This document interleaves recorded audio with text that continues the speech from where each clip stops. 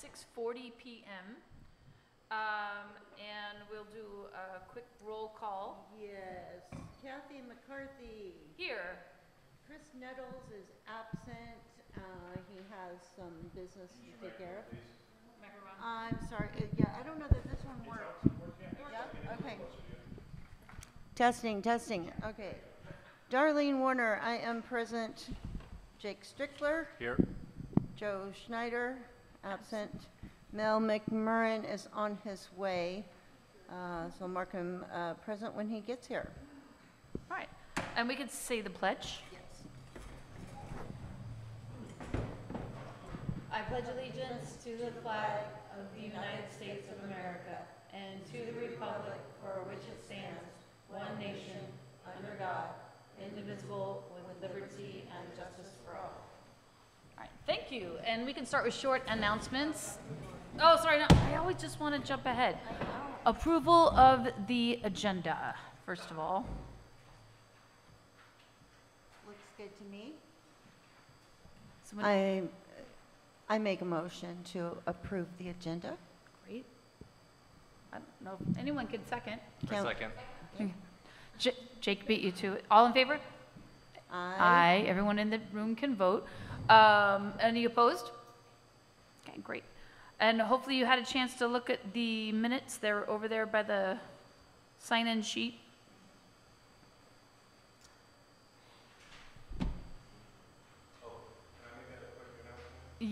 Well, it's not announcement time yet. I brought up microphone stand, and for those of you who are not as tall, it's just as simple as that. Thank you. Okay. Approval, I don't know if I can actually motion since I prepare them, but. I haven't read anything against it. Oh. All right, Thank Mary? you. Can we get a second on that motion? Anyone want a second? I second. Thank you, Jake. All in favor of the minutes? Aye. Is there anyone opposed to the minutes? And these are the minutes from April. April, 'cause- yes. Because May was a drill. Okay, so we have minutes, agendas, and now short announcements. You're invited to use that microphone over there.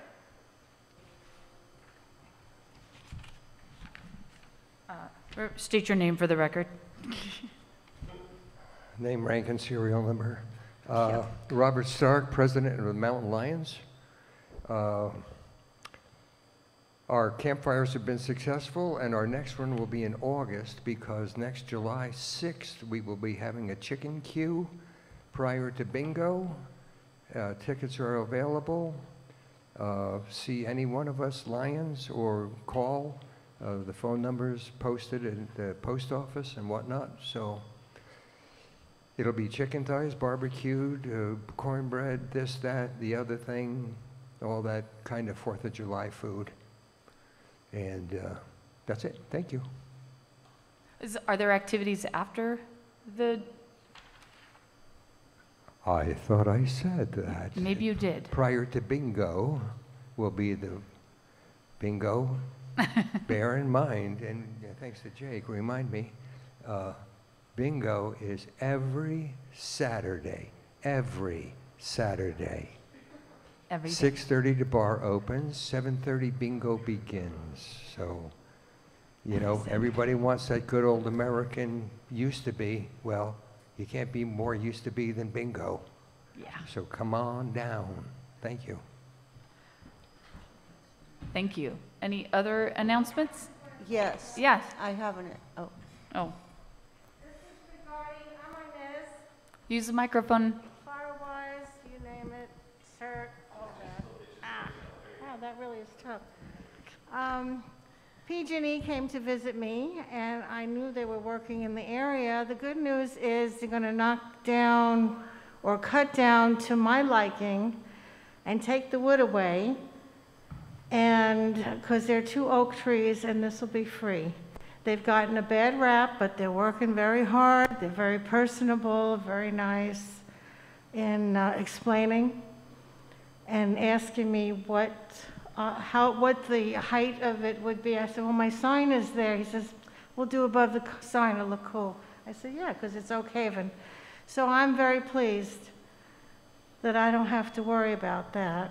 And I had 5 trees cut down, oh gosh, 3 years ago for free.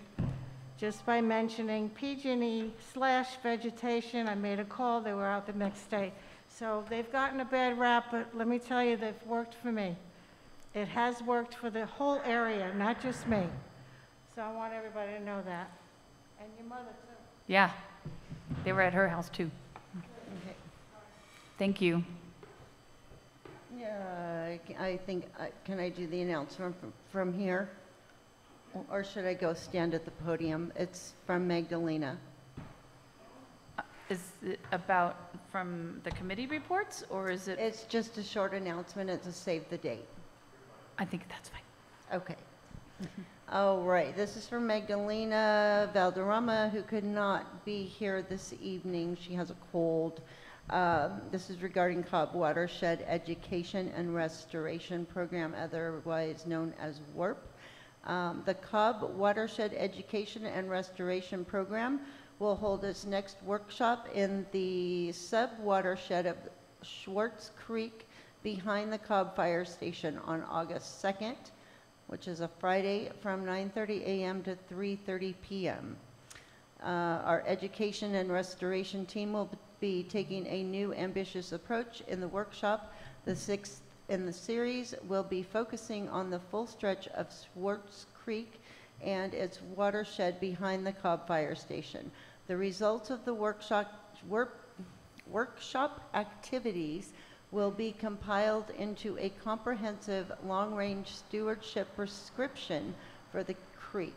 Special attention will be given to a tribal-centric, traditional whole system, all our relations perspective on the watershed, including an evaluation of how the subdivision on septic systems can most gracefully occupy the land. The final prescription will be offered to the area property owners for their voluntary application. The prescription may also be used on a collective basis to apply for substantial grant funding for its partial or full implementation. It is our hope and expectation that the assessment and prescription model we develop together as a community at Schwartz Spring can become a template for restoration and land resilience work in the entire Cobb Mountain watershed, flowing from the mountain to Clear Lake. We are grateful for the leadership being demonstrated by the Cobb Area Water District in co-hosting this workshop, along with several homeowners and landowners in the subdivision, and we invite all members of the Schwartz Spring community to participate.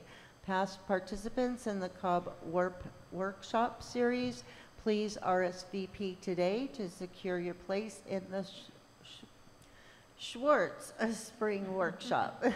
For workshop details, email us at directors@sscra.org. Any questions? What are the dates again? It is August 2nd from 9:30 to 3:30 p.m. You're welcome. All right, thank you. The blurry line between short announcements and public and board comment on non-agenda items. I wasn't quite sure where to put that. I don't know. She says, I think this should fit well within the short announcements Yeah. time frame or the public comment. It's fine. Yeah. I have a short announcement from Chief Paul Duncan, who could not be here because it's fire season. He says, it is critical that neighbors maintain defensible space. Nearly all of our fires this year have been reburns in areas of previous fires. The dead and down component, like the dead and down trees, that factor increases the difficulty with containment. And by maintaining defensible space, and especially your zone 0 clearance, it makes homes much more defensible and survivable. So, get the weed eater. Zone 0 is 0 to 5 feet. 0 to 5. Yeah, and then like, for me, I bought a wooden deck, and so at the end of that deck, now I have 0 to 5 feet that needs to be clear. And mesh under the deck? Yeah, block off, don't let stuff get underneath your deck. I'm sure that there's a website I can point you to. Okay, I think we're on to the, unless there's any other comments / announcements? No? Okay. Supervisors' comments. Did I skip something? Public and board comment on non-agenda items. We did that. Everyone's shaking their head. Oh, I thought we were still under short announcements. The line was blurry. It is, oh, yeah, all right. Let's move on. So we have some new department heads that we've hired over the last couple months. We have a new social services director, Rachel Dillman Parsons, who grew up in Middletown. She went to Middletown High School. Did she go to school with you? What was the last name? Dillman Parsons? No? Anyway, she's new social services director. We have a new public works director. His name's Glenn March, and he has agreed to come next month and talk about all of the road plans that are coming later this summer to the Cobb area. At our July 9th meeting, we will be approving contracts for all that road work. It's a little behind schedule, but it's still happening. I think some of it might get pushed to next year, but it is definitely happening. It's quite a massive project. So Kathy will reach out to Glenn and bring him up here. And then we also have a new water resources director, Dr. Upadhyay. He's going to start July 1st. This is a big deal because water resources and public works have been under the same director for a long time. So this is the first time they're in a long time that they will be standalone departments. And then we have a new special districts director, and I forgot to write her name down. I can't remember. She's starting July 1st too. So it's a really exciting time to have all this new blood coming into the county. Some of them, like Rachel, she was a deputy director, and some folks are new.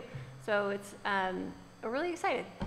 And like I mentioned, the road project's about to get underway. We've been waiting for that for a long, long time. And so by July, we'll have a plan for all of you. We are still working on seating the local area plan committee. So if anyone's interested in that, please fill out an application. You can go to lakecounty2050.com. That's our area plan and general plan update website. All the information's there. Trying to find 9 people from the Cobb community to sit on that. So, be great. If anyone here is going to make eye contact with everyone. Deadline? We're kind of past the deadline, so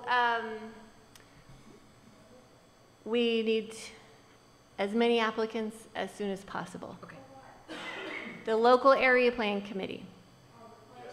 Yes. I have a question for you. Did they decide on a location when they're going to come back to the locations? I think it's going to be a virtual meeting. It's going to be like 4 to 6 meetings. I think some of them will be virtual. They may also be in person eventually. I know Mireya is looking to have the first one in the end of July. That's why we need to get them seated right away. So we've got 8 area plans, 9 people each. So we're looking to seat 72 people countywide. So I need my Cobb folks to come through for that committee. The Risk Reduction Authority did a town hall. It is on the Risk Reduction Authority's, Lake County Risk Reduction Authority's YouTube channel. And we did a town hall on the Mediterranean oak borer, which is an invasive species that is attacking the blue oaks and valley oaks in this area. And so our cooperative extension from UC Davis, Dr. Michael Jones, who is such a great resource for us all the time. He's an entomologist, but he also is our forest health researcher. He did the presentation with me. So there's lots of information on Mediterranean oak borer, how to identify it.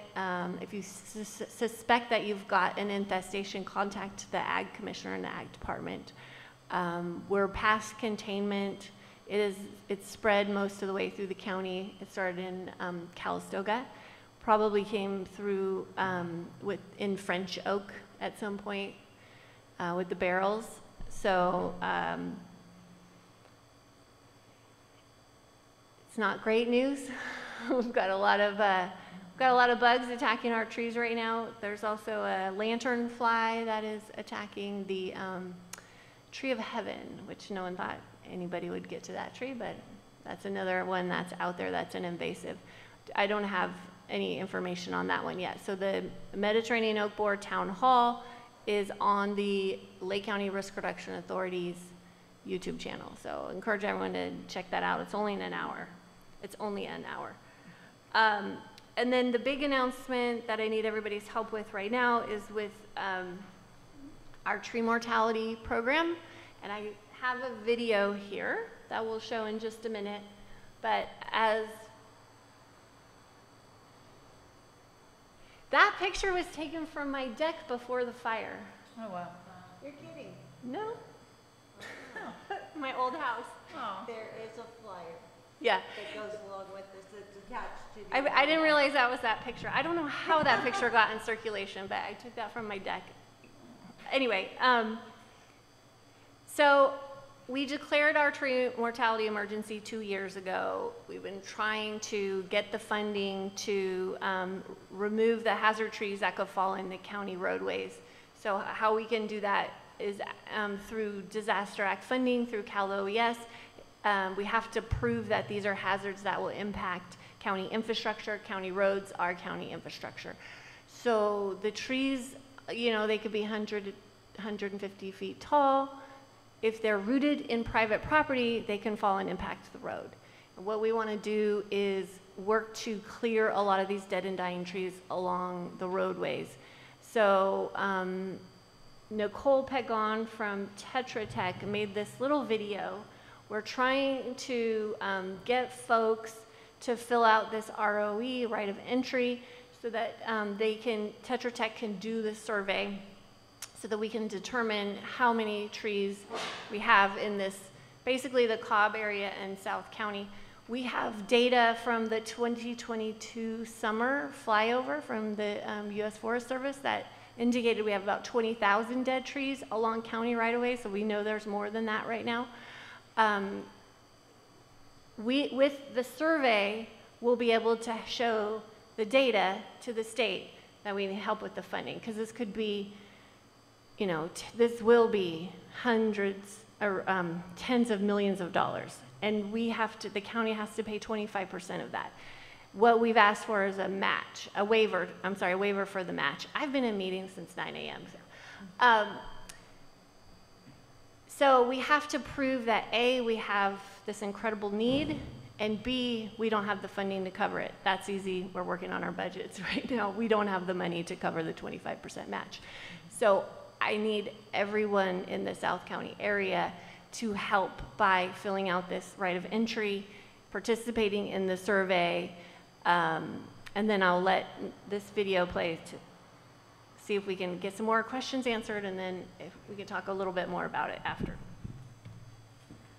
And Nicole wanted to come tonight, but she couldn't make it, so she made this video.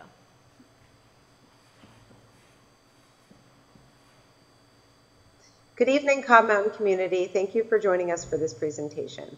My name is Nicole Pagano, and I'm a program manager for Tetra Tech and will be managing the tree survey program in your community. The County of Lake proclaimed a local state of emergency due to pervasive tree mortality on May 3rd, 2022, after extreme drought, groundwater depletion, and multi-species bark beetle infestation that led to widespread tree mortality across the county. The County of Lake has received approval from Cal OES to develop an estimate of drought-associated dead and dying trees threatening public infrastructure in southern Lake County.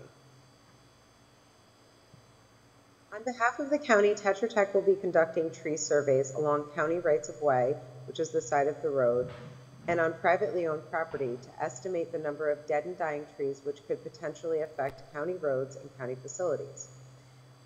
Surveys will be conducted at predetermined randomly selected locations. If you're curious where those locations are, you can find them on the county website on the interactive map, and there's also a link for that in the flyer that's being handed out.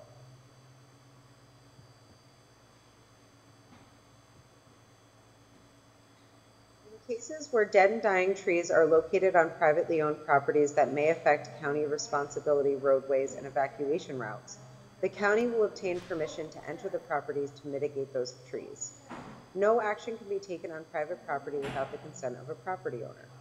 A right of entry permit has been mailed to a subset of Lake County residents whose properties are near the target survey locations. If you received an ROE permit in the mail or are interested in participating in the program, please complete an ROE permit. Property owners must opt in by returning a completed ROE and provide a copy of proof of identification to Lake County either electronically or through mail. If you've received a mailed ROE, please either email a copy of the ROE or mail the ROE as soon as possible to be considered for the initial survey effort. It is very important that the program receives sufficient responses to adequately capture the amount of dead and dying trees at each target location for a proper statistical analysis. The ROE submitted also opts the owner into further future tree removal on private property. However, this future tree removal program is not guaranteed and is pending approval following review of a tree estimate data. If you have any questions or would like to submit an ROE, there's many ways to reach out to us. If you've received an ROE in the mail, you can also mail that in to the address provided on that ROE. If you have any questions, there is a call center number provided on this slide, and there's also an email at lakecountyroe@tetratech.com where you can submit electronic filled out ROEs, or you can ask questions, or we can provide you with a copy of the ROE to fill out and mail in. Additionally, there's more information on the program at the county website provided below. Thank you all very much for your time, and please make sure to reach out to us if you want to join the program. Thank you. So if you go to the county website. Good evening, Cobb Mountain community. Thank you for joining us for this presentation. I think we'll have this video up too, but if you go to the county website, you should be able to scroll down to the bottom and see the tree mortality program, or there's a little Google bar where you could just put tree mortality and we'll take you to this information. It's critical that we get enough people to survey so that we can move forward with the program. The program, if we can get to that point of implementation, will remove these trees at no cost to the landowner. So it's really, really important. This not only affects our evacuation corridors, but also in the winter storms when all these trees come down, our power gets knocked out, and we can't go anywhere in the snow. So it's a year-round problem, and I'm just reaching out to everyone I know to get these forms filled out and move along with the survey.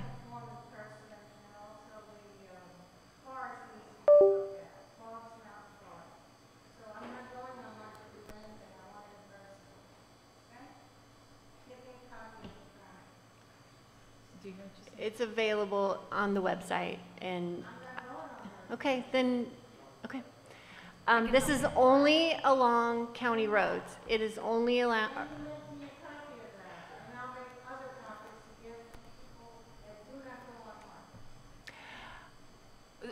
You know what? There are flyers. I'm going out of town for a few weeks, so if you want to go. There it is. It's available there. If you want to stop by the admin office, they can print some out for you too. Okay, so yeah, and like I said, I'm going to be gone for a few weeks. So if you have any questions, you can reach out to the admin office because it's critical that we get this going. We're already we wanted to be past the survey right now, but we haven't gotten enough responses. So it's really, really important. I can't even count how many times I couldn't get out of my own neighborhood or couldn't come back home to my house because a tree was blocking the road. I mean, if it wasn't for neighbors with chainsaws, you know, I'd still be up there. So, I mean, it frightens me, especially like when we have high winds. Like, what's gonna happen this week? I don't know. Is there gonna be a fire and I can't get out? What's that? In the courthouse. The county The courthouse? county courthouse. The county courthouse is in Lakeport, and the admin office is on the ground floor in the lobby. Jessica, could you clarify something? Because Sure. I may be mistaken. I think the drought emergency was declared over. And I thought you were, my impression was you were reluctant to do that, and I may be wrong, but reluctant to do that because the damage from the drought was not over. And so it would be misleading, everything was fine and dandy. So I thought that was your thinking, which I agree with. So yes, we did rescind the drought declaration, but only after we did a really thorough review to make sure that it wouldn't affect the tree mortality declaration, which is tied to the state's declaration in 2015 on tree mortality. So we had the auditor and our local OES and everybody look at it, make sure that it won't be impacted. So yes, the drought declaration was rescinded in April. The tree mortality declaration is still active, and that's what this program is under. How about the vegetation management program? How does that fit in with these trees that you're talking about that are hazardous trees? The hazard vegetation abatement is through code enforcement, and you can file a complaint through that. This is a state program that we're going to be partnering with the state through this, and it's only for trees, and the trees have to be certified to be dead and dying due to drought. So it's very narrow. Yeah, it's two different programs. So it's not like PG&E where they come out and can, you know, think that they can do whatever they want. This, we would get reimbursed. If we can get the program going, every tree that gets cut down, we would get reimbursed for, but only if it's certified by an arborist to be dead and dying. So it's very tight in the program through Cal OES. And it's on the whole property, not just along the road. If the tree can fall in the road. Okay. So the county can work in the right of way, in the easement, but there's a lot of trees, you know, that are really difficult for landowners to get to. And so maybe they can't afford it. And so we want to make sure that even those trees can be covered by the program. In the presentation, the text said pine trees. Is it all dead and dying trees, or is it just pine? No, it's not just pine trees. Okay. I don't think they're local, so but it has to be tied to the drought. Sure. Which is, I'm not sure how. Well, it's probably easy to prove if there's something dead and Right. dying within the that can hit the right of way on Right. your property. And is any road? County road. County road. So it wouldn't be along 175 or 29 because that's Caltrans. So it's county road, county infrastructure. But that includes neighborhoods. It's not just the arterial roads. If the trees have been marked by PG&E already, would there be a conflict of? So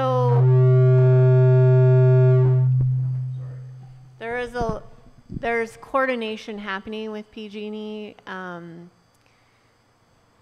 but right now we're in the survey phase, and then the trees will be marked by GPS. So it would behoove you to go ahead and do that and give them the right of way, then they would determine. Yes.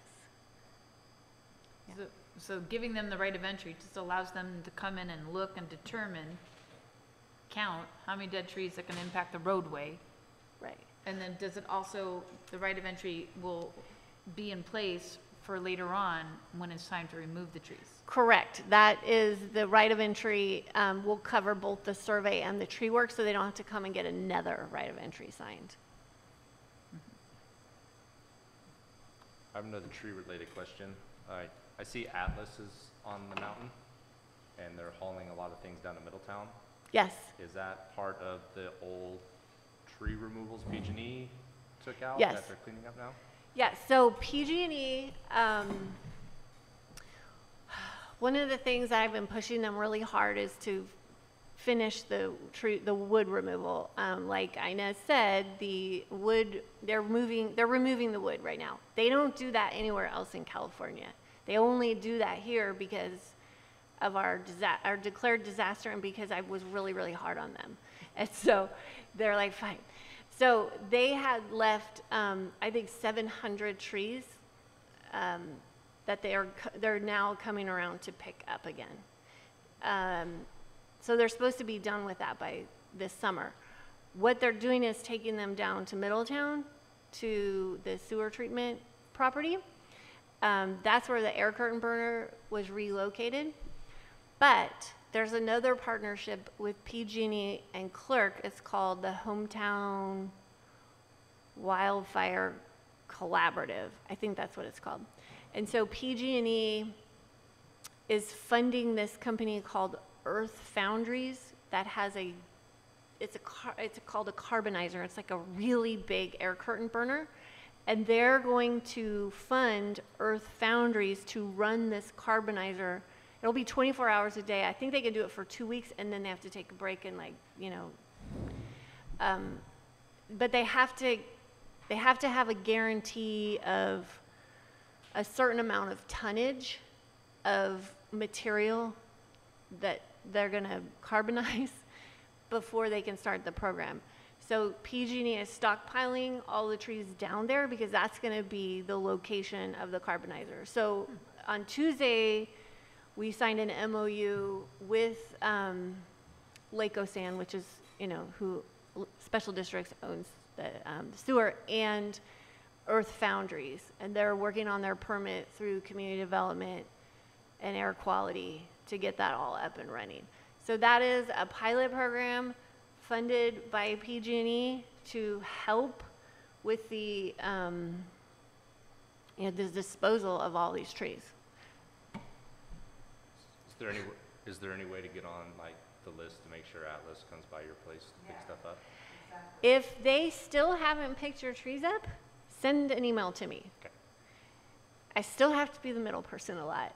But like I said, I will be gone for 2 weeks, so if I don't get back to you right away, that's why. They haven't come back, and when trees are laying there, they said they can't take them, they can't do it. They can put them down, but they can't take them. Is it, they can't, there are some terrain restrictions, but it sounds like they just don't want to. They don't want Okay, yeah, send me an email, and I will forward it to Jason, who is supposed to be here tonight. Because that's the commitment that they made. They left like 700 units, I think is what they told me last winter, that they were going to be coming and collecting. So we need to hold them to that commitment.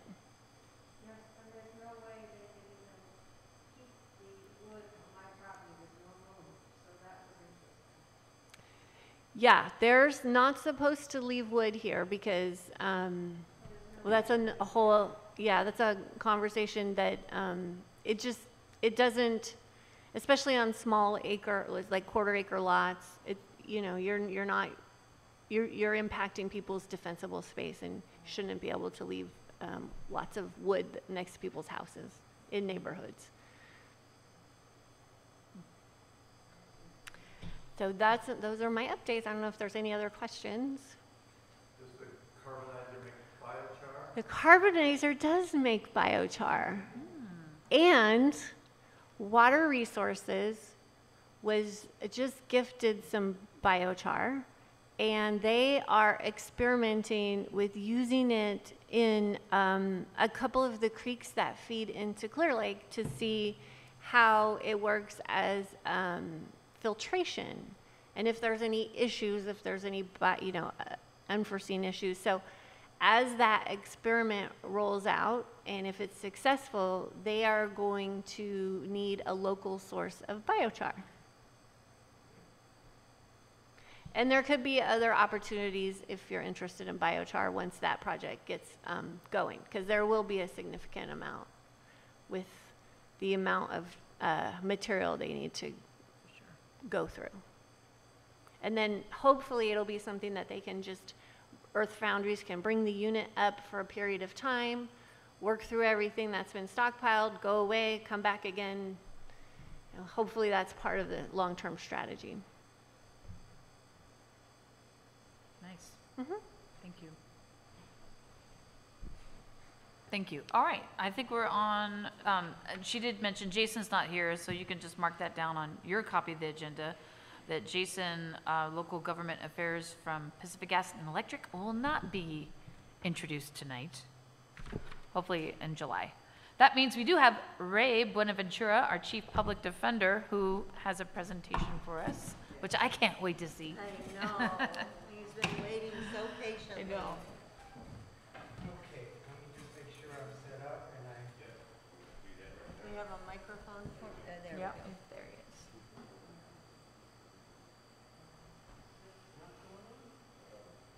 It's faint. It's there, but it's faint. It doesn't like the microphone on top. There it goes.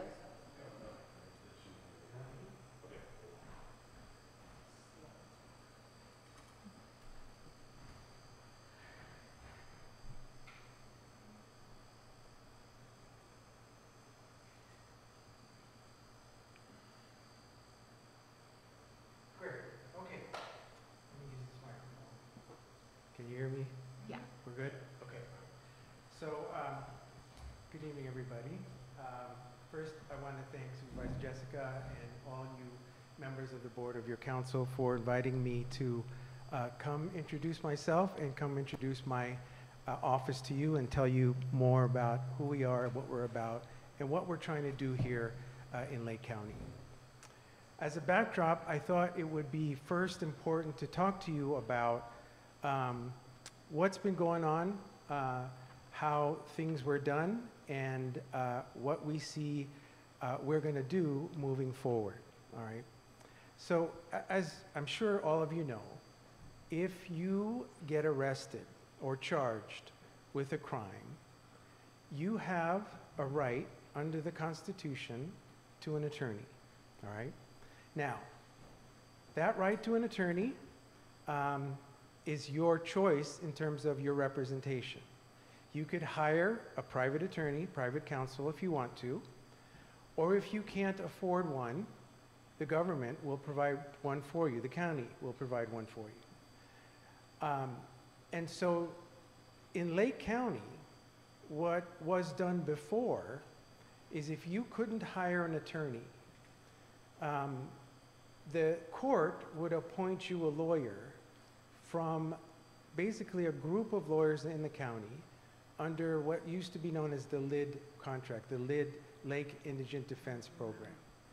So what that was is a group of lawyers who were under the contract to provide legal representation to those people who are charged with a crime. That's how it used to be.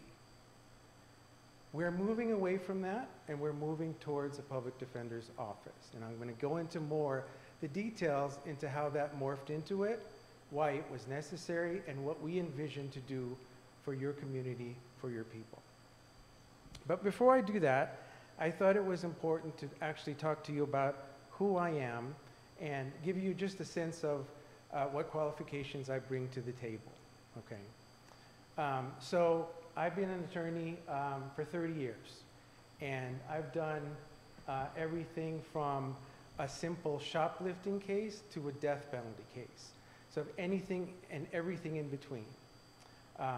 I'm what they call a certified criminal law specialist, which means criminal defense is exclusively what I have done for the last 30 years, including being a public defender. I've tried over 100 cases, and I'm also on the state bar, on the Board of Trustees, which is the governing body of the lawyers in California. I've also taught evidence, election law, and paralegal studies, legal research and writing at the law school. Also, as far as some of my outside work, volunteer work, I'm a captain with the Civil Air Patrol, and I'm also a command pilot with Angels Flight West, which is what I'll also talk to you about because I think that's important in the end. And also, I used to be the mayor of Daly City. I was the mayor for 4 terms, and I just concluded my term in December, where I resigned because I wanted to be part of Lake County. I wanted to come here, and I wanted to help establish an office. So I gave up my position as an elected official in Daly City. All right, let me go into why Lake County, okay? There are 2 main reasons why I came to Lake County. Let me see if I can play this video. I hope it works, but.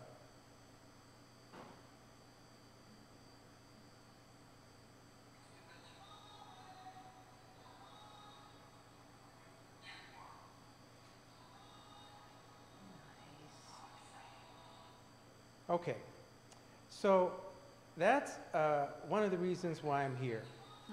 It's because a few years ago, I got involved, I'm a pilot, and I got involved in seaplanes.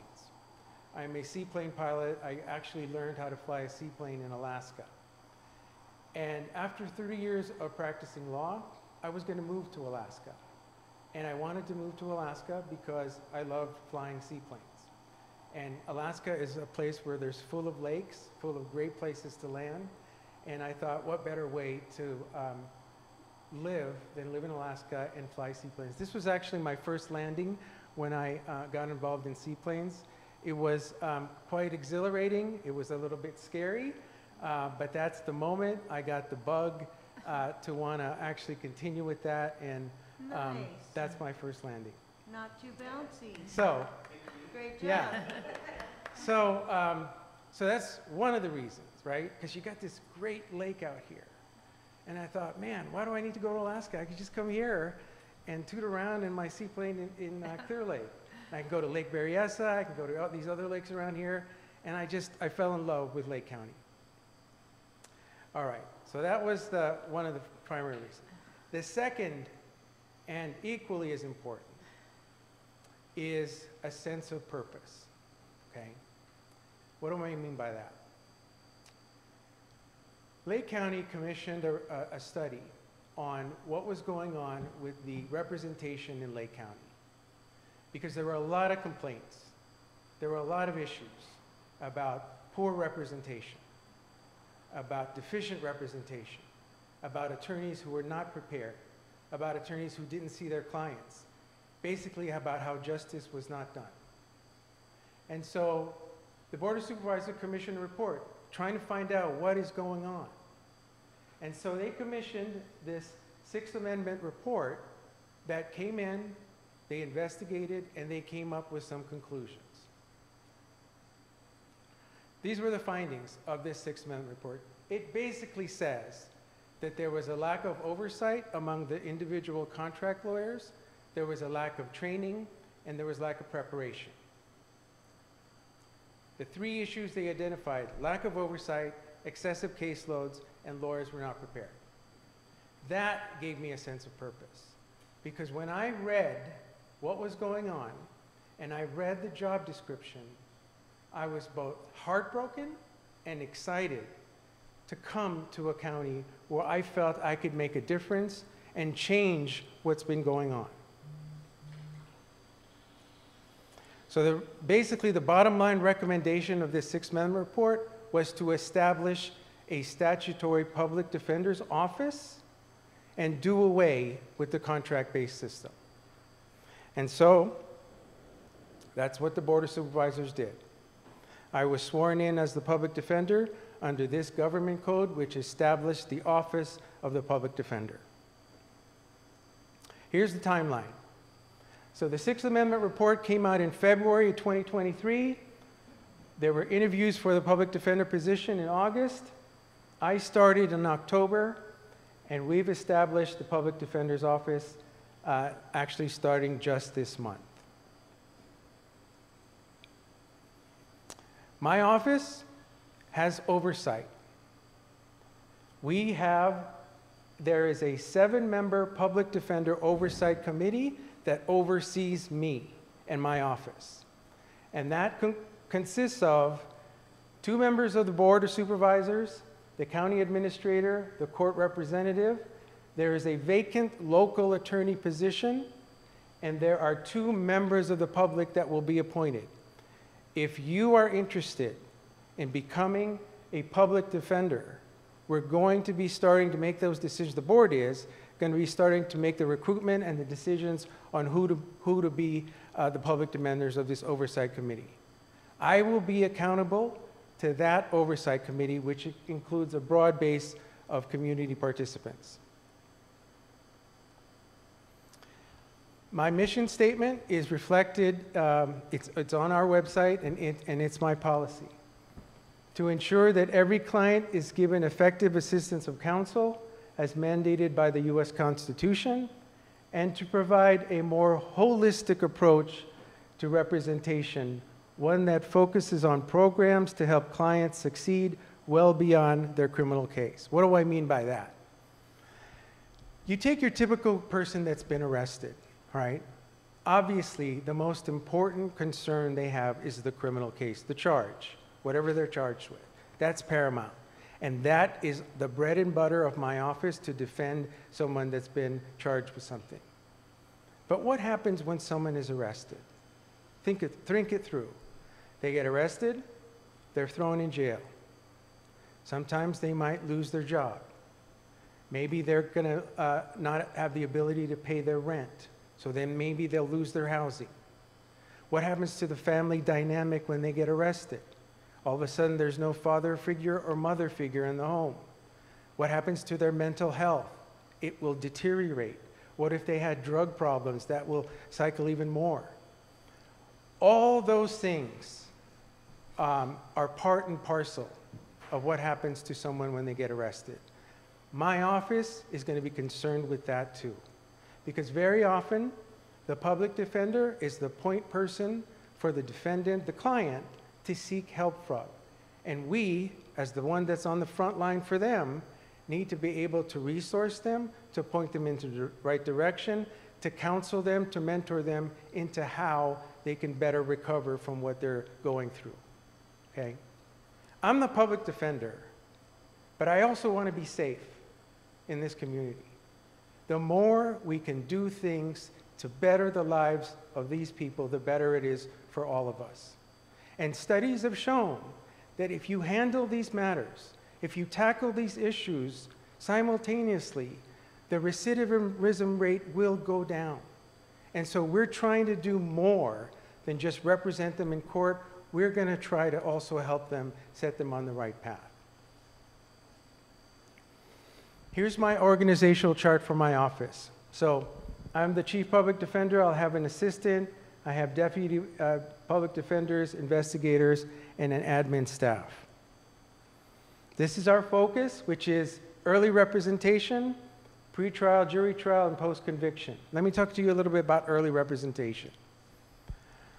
What has been going on in the past is that when someone is arrested, they're thrown in jail, right? And then they end up going to court 1 or 2 days later. It used to be that no attorney will see that client or defendant until they actually get set foot in the courtroom. Imagine that. You get arrested. You're waiting 1 or 2 days before anyone talks to you. And you need help. You're scared. You don't know what's going on. You need someone to reach out to your family or to your boss. Tell them that you're okay, or you're going to come to work the next day. Or you need your kids to know where you are. We put a stop to that. Right now, everyone that gets arrested and put in custody is seen by my office, by a public defender or a paralegal, because we want to be there the moment they're arrested and start helping them through the process. It didn't happen before, it's happening now. And again, it's based on early representation. And again, I want to emphasize, the studies have shown if you get to it early, you'll have an effect on the recidivism rate. Pretrial and jury trial, as I said earlier, that is the bread and butter of our work. We are trial lawyers. We will fight for our clients, and we'll try to get them the best possible resolution. And then also post-conviction relief. One of the programs that I instituted right away is expungements. Maybe some of you have heard it on the radio, but that expungement program has taken off. We are getting calls every day for people from Lake County asking to help clear their records. We very much believe in that. We believe in second chances, and we believe it's our obligation to help clear their record if we can. If they're eligible for an expungement, we will do everything we can to help them file the motion and get it in front of a judge and get that expungement granted. Workflow. So this is what a public defender will do. They could be assigned any one of these areas. They could do felonies, misdemeanors, juvenile work, specialty courts, post-conviction motions, writs, and appeals.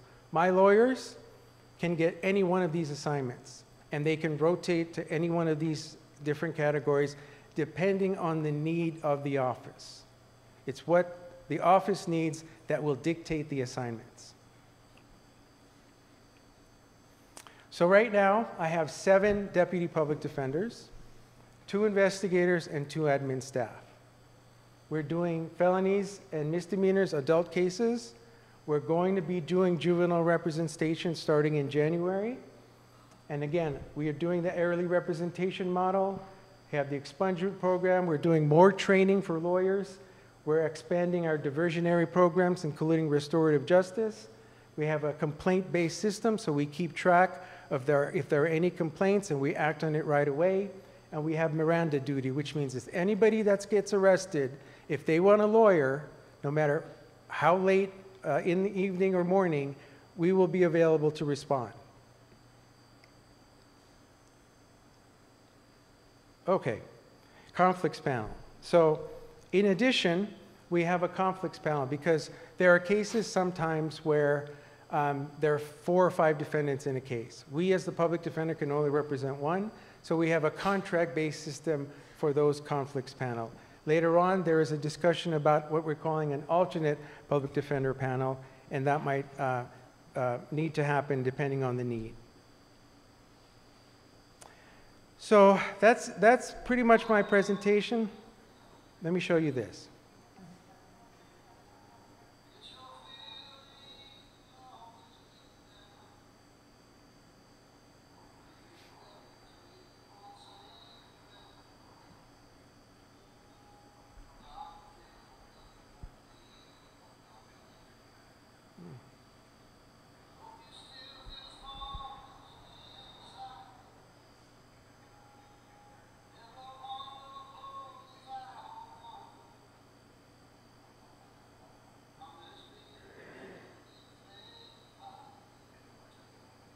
All right, so what I wanted to show you here is this group that I'm very involved in that I'd like to help you spread the word.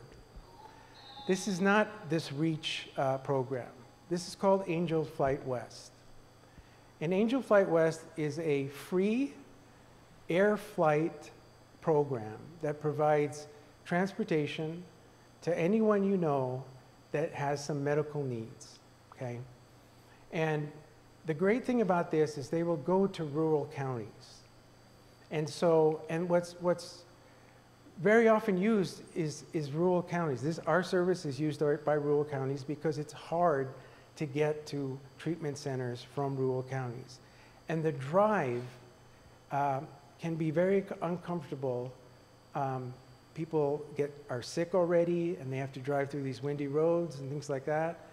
So if you or anyone you know that needs help getting transportation to for their medical needs, if it's treatment for cancer, anything, and it's out of town and you need some help getting there, please contact this group. I'm a command pilot in Angel Flight. There's no guarantee that you'll get me because they'll suit it based on what the need is and the availability of the pilot, but it's completely free. And this is one thing I want to make sure you all know, just in case you need some help. Okay, thank you. That's my presentation. I thank you. Oh, yeah. I appreciate you listening to me, and I'm happy to answer any questions you might have. Yes? Do you have any helicopters in that flight network? No, I'm sorry, we don't. It's all airplanes. I'm a former rotorcraft pilot. Ah, oh, wow. Additional to the legal that we've already talked about. Yes, Yeah. yeah. Yeah, I think there's a typo in your Oh. website address. I think the L is missing an angel. Oh, I'm sorry, you're right. I'm assuming that it's the, yeah. You're right. Just, Thank you for pointing that out. yeah. All right. Thank I'll you. proofread your legal document. All right, sounds good. She catches it all. Any other questions? Yes, sir. Oh, What are your thoughts, something I've wondered many times, when somebody's arrested and they're handcuffed and all that, have to be graded, if they deserve it, that sort of, it might be totally legitimate, but I think that would be degrading to a person to make them feel bad about themselves. And, that whole experience, I think you mentioned that at the beginning, you would feel like you're not part of society anymore, to a degree. And I wonder what you, and, I don't know, what are your thoughts about that? I don't have a solution to it, but it sounds like what you're doing though might make it so that that person, still feels like they're part of society because it. absolutely. You know, the law is that you are entitled to this presumption of that you're innocent until and unless you're proven guilty by the government. Anybody can accuse you of doing something, Sure. and you can get falsely arrested, or you can get arrested where there's not enough evidence for the crime. And what we're trying to do is to make sure the person's rights are complied with, that if the government wants to accuse you of something, then they better be able to prove it legally, by the law, following the rules of evidence, following search and seizure laws, the whole bit. And so we are very much believe that people, we need to be empathetic to people and understand that they're human beings, that they have families, and that they have lives, and that it's a problem we want to help them with. And it's our whole holistic approach is to go beyond their criminal case and try to see what we can do to make it better. Thank you. You're welcome. Yes, ma'am. When you were talking about this, so the only flights would be flights into Lakeport? No. It could be flights anywhere. But I mean, in Lake County, there's only the. Correct. There's only one airport. That's correct. Yes. Yes, that's correct. If we could practice using the microphone so that our audience can hear the questions and answers. Thank you. Anyone else? Okay. Well, thank you very much, everybody. I want to encourage you, if you ever need help, you have any legal questions about criminal law, or my lawyers are always available. I'd like to emphasize the expungement program because that's something we really want to help people with, giving people a second chance and clear their record. And again, use this Angel Flight West. It's a really good group, and we want to help more and more people. Thank you. All right. Thank you for coming to serve Lake County. I think we're all very lucky to have you. Thank you. I appreciate that. Absolutely. Yeah. Wow, I learned a lot. She's had a long couple of days. We're gonna let her go. Okay, we are on to the 7:10 item, the treasurer's report. Yes, the treasurer's not.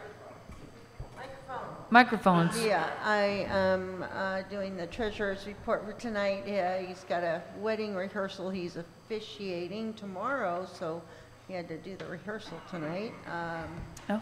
It's been a couple of months, but to put everything in a nutshell, since February, we've had expenditures totaling $1,547.94, leaving with it, us with an ending balance in the general fund of $6,201.08. The expenditures basically were for the storage unit and to the Lions Club here for having the meetings and some new checks. Cobb AlertNet has money now in the Cobb Area Council account for our Cobb AlertNet exclusive use. Sculpture Jam has their own funds, and they spent $160.88 on some designing. And the current account balances, other than the general fund that I just said, $6,809.77. The Blackberry Cobbler Festival account has $17,938.93. The Emergency Preparedness Fund has $2,417.62. And the Sculpture Jam Restricted Fund has $593.01. And of course, the Small Business Loan Fund that was originally from the San Francisco Home Loan Bank grant has a balance of $48,082.63. He's got a figure here of a net increase, but I didn't do the computations, but basically $6,800 in the general fund, which was an increase since February of roughly $1,000. A decrease. Oh, decrease. I'm sorry. Thank you. It's okay. I'm brain dead at this point. Yeah. The beginning balance at the end of February was $77.49. We spent roughly $1,500, and we've got $6,200. That ended in, May, because I'm looking at the wrong sheet of paper. So the ending balance is $6,200, 620108. Does anybody have any questions? I just threw numbers at you. No? Okay. Good. Report submitted. It's all attached to the most recent one is attached to this month's agenda, and the previous one was not attached. The last agenda but we didn't have a meeting, so they're available for you. If you'd like a copy, I can provide one for you. Thank you. And that next item would be about that, the rental storage. When we cleaned out the hub, we put some things in storage till another location would be determined. And that is happening at $134 a month. It's time for the quarterly renewal. So we would be approving another 3 months of rent. $134. Yeah, it's $134 a month, and every quarter since the hub is closed, we have decided as a group that we would review this every quarter to approve the storage to continue. So it has now been another quarter, and it's come up to approve or disapprove that. Motion by Robert to Stark. approve. Okay. And can we get second? Thank you, Inez. And all in, I'm sorry. That's Chair. okay. All in favor? All right. Is there anyone opposed? Okay. All right. Thank you. Motion passes. Passed. Committee reports. Yeah, motion by Robert. She's going to take her notes. Yeah. I was playing secretary too. Motion by Robert and second by Inez, and all in favor. All right. It's unanimous as usual. Yeah. All right. Fireways Communities. There's no report for Fireways Community because they are not present and did not submit one. Okay. Communications Committee? Yes. I have a report, myself and Mel. I will go with, obviously we now have funds. Cobb AlertNet has funds in the general fund now. Our new repeater is back on the mountain after not being up there for a number of months, doing some testing out and this and that, and getting it back up there. Our check-ins, our weekly check-ins have increased from about 30 to 50, actually 52 last night.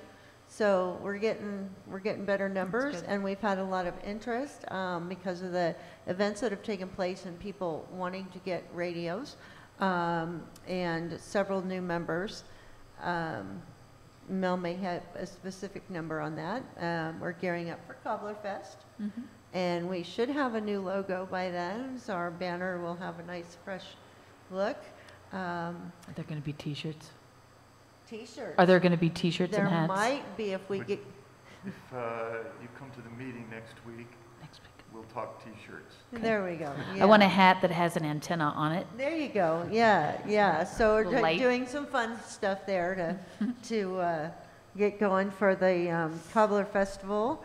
And that's about all I have. I know there's a bunch of ham information and some other things that It's coming up. Mel. First of all, I have radios on me, and Yes. hopefully they'll be coming to a commercial venue somewhere soon, which is also on the list, so they'll Great. be easier to get, but you can get them here tonight.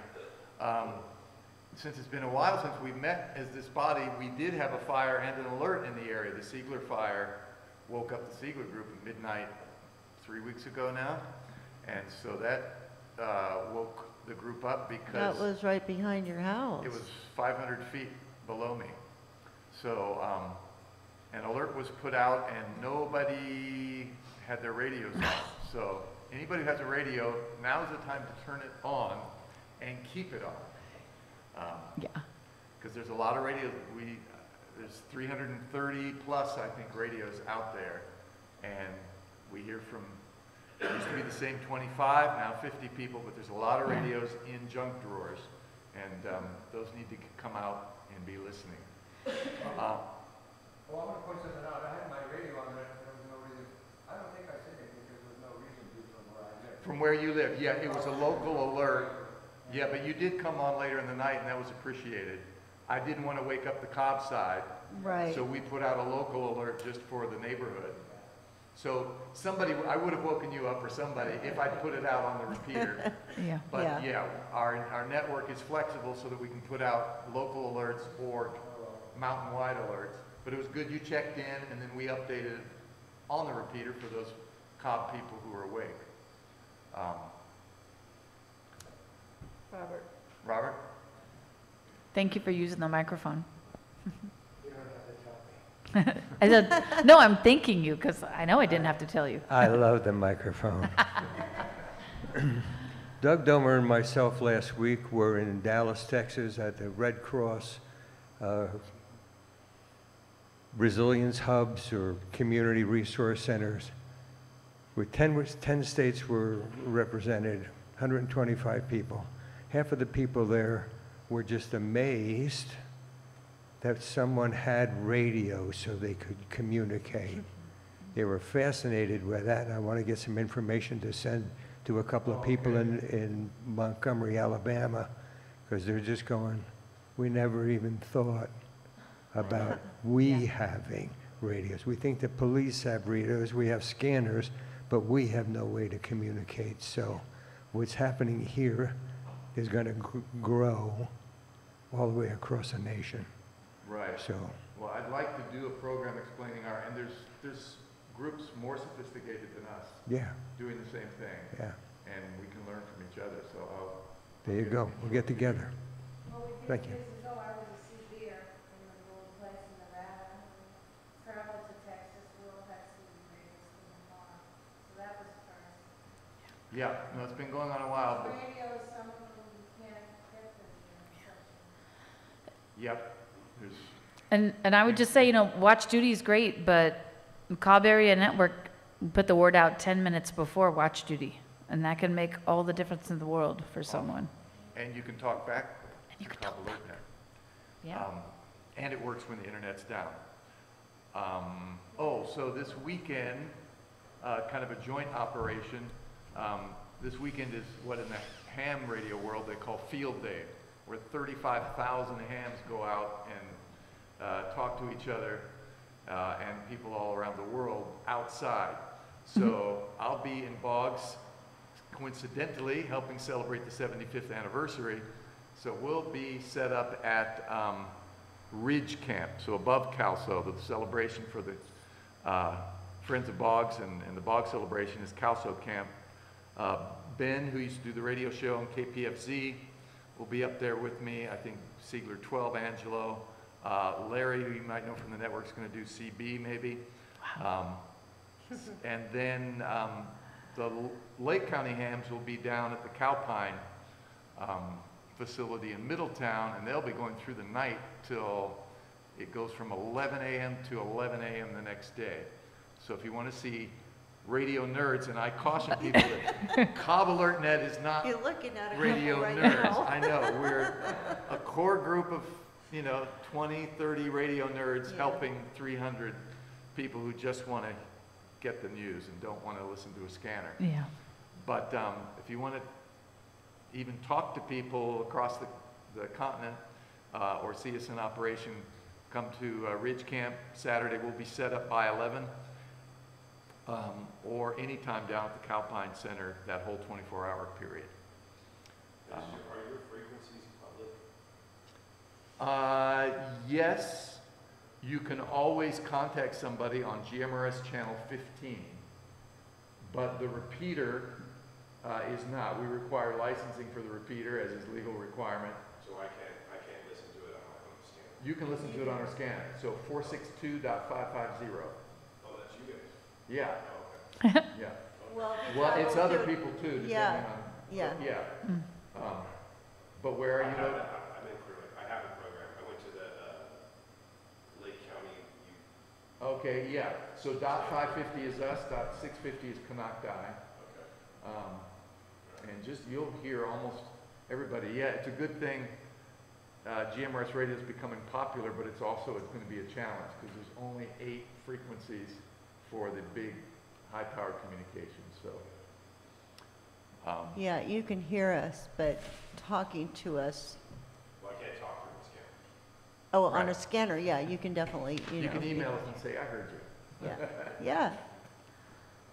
And monitoring the ham, they want Oh, to that's hear right. back. On Monday, I don't have the organization right, but it's the Health Department of Lake County. Health Services, Health Services has ham radio setups in many of the hospitals and clinics, and they do a test every 6 months, Monday. So we'll be listening in. Those who are hams will be able to report that they're hearing them. Those in our network will be able to report on our network, and I or somebody will relay, yeah. yes, we can hear you in Cobb at this intersection. Because in the event of a big disaster, they would be relegated to using radios too. Yeah. I've gone around pizza place to get reception and also the hub especially. I started that, so I think individually we can communicate with businesses. Yeah, this medical test unfortunately will be on a frequency that's not in the little radios. It's a VHF. Yeah, but it's a VHF frequency. You can't, you'd have to have a scanner or a radio that will listen to the Kanakdai ham repeater. I have a scanner on my phone. Yes, you could probably do that, but That's a digital, yeah, yeah, so they that's may have it, but 146.775. And that'll be Monday at 2. 146.775. So listen for an email. If they don't give an email, you can report to us, cobbalertnet@gmail. 462.550 I have. What was the other one? 462.650. that's Canocti. 462? Yeah, .650. So yeah, I put out an alert there too the other night, the fire in Nice on Marin. That was very scary, as was yesterday's. So, The Nice fire was. Yeah, yeah. Okay. well, they got both of the Lake County fires out quickly and they didn't progress like the sites or the point fires. All right. Okay. I often say we have the world's best firefighters. Absolutely, And I don't know if you guys pay attention to Flight Radar. but Yes. We had groups from Australia yeah, following CAL FIRE in the air. yeah, yeah, They that were big, on a training mission. yeah, that Wow. big aircraft is really nice too, but yeah, they were above high in altitude, they weren't Hey, dropping down. I'm going to regain net Yes, control go here, if ahead, that's Chair. okay. Communication We can talk all report night complete. about this stuff. No, is that okay? What's that? Is that okay What? if we move on? Yes, we should all, we try to be radio nerds this much and Where's the gavel? public servants 90%. Yeah, you guys are awesome. I love it. The radio nerds. Okay. Forest Health Committee is not present, but you made No. your announcement earlier. Yeah, there's no report on the Forest Health Committee. And the Economic Development Committee, I do have some information regarding the Explore Cobb website. Chris did get a report from Sally, who's been working on that. There's a whole bunch of technical information here, but Sally did do a summary, said engagement, so website engagement increased primarily to increased frequency of posting. So she was posting more, and the use of video reels, plus lots of tagging relevant pages, lots of sharing of videos done by, posts done by Visit Lake County and other local sites. Plan is to continue and include a pending series of video interviews with local businesses. Also increase sharing to travel websites and social pages. And the economic development portion of it, promote local and municipal resources to grow local business. She has reached out to the Lake County Chamber of Commerce regarding membership benefits for individuals, peer-to-peer messaging. I don't know if that's a computer thing.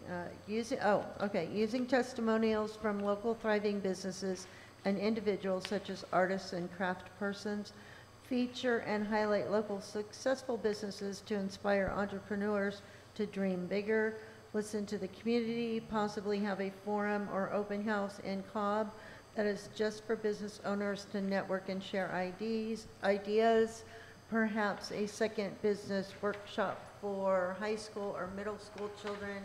Recruit business owners who are willing to participate. See website, ensure all directory listings are current and add to it. Ensure all travel websites have current information on Cobb area. Locate influencers, for example, bloggers, podcasts, and send them Cobb information. Okay. The rest is very technical. In short, Explore Cobb CA is looking good. Yeah. The Facebook and at the same time Instagram. So yes, yeah, she went into the actual impressions that Facebook and Instagram are getting. Excuse me. Yeah, Facebook current followers 1,678. 11 posts in the post reach. Number of people who saw the post 1,240. Post with the highest number of reach. Blackberry Festival at 480. Second was Summer Festival season with post reach of 307. The followers are 78% women. Most live in either Cobb or, so it goes on to all the specifics. So if you want to know that, it's here. And insights for Instagram, same 28-day period. Current followers, 881. Reach, same age and gender. However, the top location for Instagram engagement is Lakeport for men. Cobb is the top location for women. So it gets interesting. There's all these specifics and, but to give you a general overview, and if you would like the specifics, I can give those to you. Thank you. You're welcome. About the Blackberry Cobbler Fest. Yay! Woo! Save the August best for last. 24th. I'm wearing a volunteer shirt from 2 years back. We're sending out our requests for sponsors. We have 96 vendors that have signed up. We were aiming for 90. A few got in, squeezed in at the end there. So we're not accepting any more applications for those. The poster is in the works. We're looking at a couple drafts just before tonight's meeting. And we had actually missed that general meeting of anyone who's interested in volunteering. And it's just going along swimmingly, which is nice. Jennifer Gate is doing an amazing job. And that, I don't want to take up anyone's time. Unless you have any questions about the Blackberry Cobbler Fest. Who's going to be making the cobbler at the Cobbler Fest? Mountain Lions. 1,250 servings. Is that going to be enough? No. $20 a serving? Yeah. $1,100. Wow. Wow. We need to make up Blackberry trivia, and that's a good one. Okay, guys, that's it. The golf course is our designated site. It is an escrow, close to coming to an end of that, and good, wish everyone well. By real estate law, it is locked in. Words I don't understand. Good job, it's locked in. But that is our site.